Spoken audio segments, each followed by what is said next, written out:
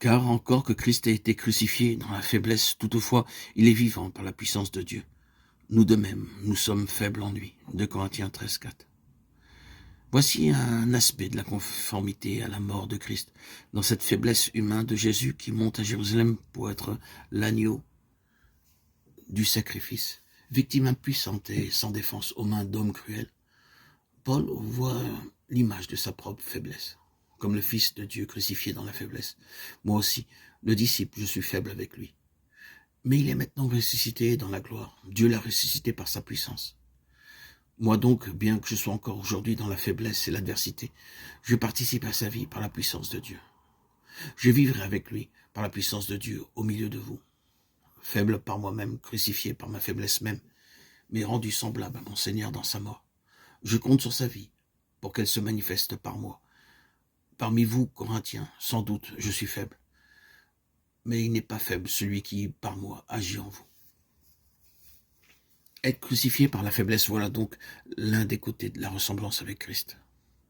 Et cependant, que de chrétiens s'imaginent devoir faire l'expérience contraire, se sentir puissants. Ils s'imaginent volontiers qu'ils doivent devenir des réservoirs de puissance céleste, d'énergie divine.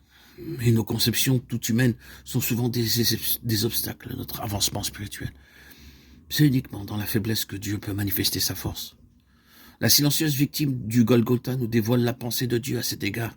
La faiblesse de Dieu est plus forte que les hommes, mais ceci est tellement contraire à nos pensées qu'il est nécessaire que le Saint-Esprit ouvre nos yeux pour que nous puissions comprendre notre modèle et qu'il nous communique de son esprit. Il est nécessaire qu'il fasse naître en nous le désir de ressembler au Seigneur et qu'il nous rende conformes à lui par la faiblesse. La conformité à sa mort. Ceci n'implique pas un sentiment décuplé de force, de puissance, même lorsque nous participons déjà à la vie de résurrection. Au contraire, il s'agit de faiblesse. D'une faiblesse qui est vraiment un crucifiement, parce qu'elle est chose si antipathique au cœur de l'homme. D'une faiblesse consciente qui oblige à marcher par la foi, avec la force que Dieu dispense d'heure en heure, d'instant en instant. Agir sur Dieu, dériver sur moi, en moi un peu de sa puissance par la foi. Compter que Christ se servira de moi et parlera par moi, par la foi.